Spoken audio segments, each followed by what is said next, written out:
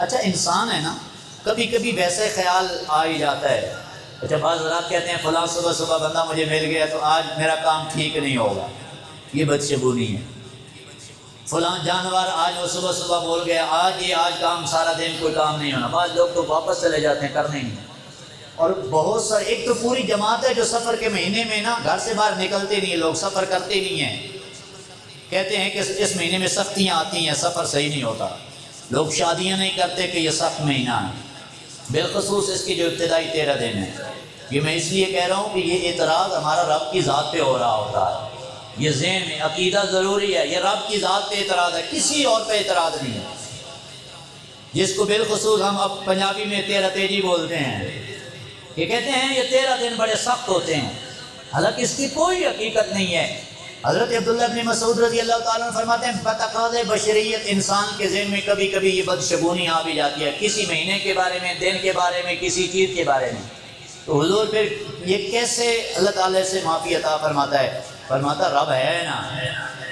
اب سبحان اللہ کو ذرا، اب آپ فرماتے ہیں بدشگونی آ جاتی ہے، برا خیال آ جاتا ہے، لیکن جس کا یقین اس پر کامل ہونا، اسے ادھر خیال یہ آتا ہے اور فوراً وہ جھٹک دیتا ہے، کہتا ہے میرا رب جو بیٹھا ہے اوپر وہ رحمان ہے نا، وہ جب میرا مکار ساز ہے، وہ میرا کام بنانے والا کافی ہے. حسبنا اللہ و نعم الوکیل، نعم المولا و نعم النصیر. ساری کائنات ایک طرف ہو جائے، وہ بنانے والا جو برکت عطا فرما رہا ہے. تو فرما دے اللہ ان بدشگونیوں کو، بدگمانیوں کو دل سے نکال دیتا.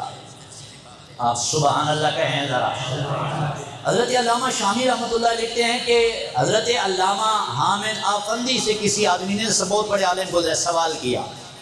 سوال کیا کیا گیا؟ یہی سوال کہ جناب بعض لوگ نا دنوں کے بارے میں، راتوں کے بارے میں، بعض مہینوں کے بارے میں، بعض چیزوں کے بارے میں برا خیال کرتے ہیں، آپ اس بارے میں کیا کہتے ہیں؟ سوال پوچھا گیا وقت کے جلیل القدر عالم دین سے کہ جناب اس طرح کے لوگوں کے نظریات ہیں، بعض دنوں کے بارے میں، بعض راتوں کے بارے میں، بعض مہینوں کے بارے میں، آپ کیا کہتے ہیں کہ یہ واقعتاً ایسا ہے، سختی کوئی ہوتی ہے؟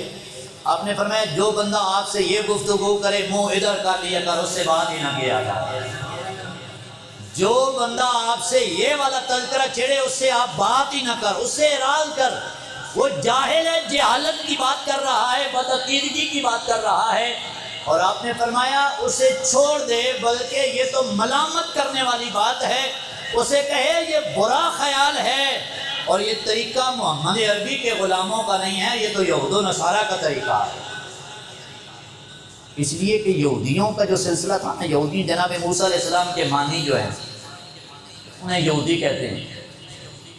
یہودیوں کا جب کوئی کام اچھا ہو جاتا تھا تو وہ کہتے تھے یہ ہماری وجہ سے ہو گیا ہے، اور جب کوئی کام بگڑ جاتا تھا تو معاذ اللہ کہتے تھے یا یہ حضرت موسیٰ کلیم کی وجہ سے کام خراب ہوا ہے یا ان کے ایمان لانے والوں کی وجہ سے خراب. یہ یہودیوں کا قرآن مجید میں اللہ نے پورا تفصیلاً اس کا ذکر فرمایا کہ وہ کہتے تھے یہودی کہ یہ حضرت موسیٰ کلیم کی وجہ سے ہمیں یہ سختیاں ملی ہیں معاذ اللہ. تو آپ فرماتے ہیں یہ تو یہودیوں کا طریقہ ہے، مسلمانوں کا طریقہ نہیں ہے. مسلمانوں کا طریقہ یہ ہے جو بات مدینے والے آقا کی زبان سے نکل گئی ہے وہ بھی حق ہے، اور جو فیصلہ رب کے حبیب نے کر دیا ہے وہ سچا ہے، یا مدینے والے آقا کے خدا نے کر دیا ہے وہ فیصلہ برحق ہے. یہ عقیدہ ہے، یہ ایمان ہے، یہ اسلام ہے. بدشگونی کے حوالے سے میں نے ساری آپ کو حدیثیں سنا دی ہیں کہ حضور نے ایک ایک چیز کے بارے میں واضح کر دیا ہے. نہ سفر کا مہینہ برا ہے، نہ منگل کا دن برا ہے، نہ جانوروں کا بولنا برا ہے، نہ کوئی بیماری کے حوالے سے بری ہے.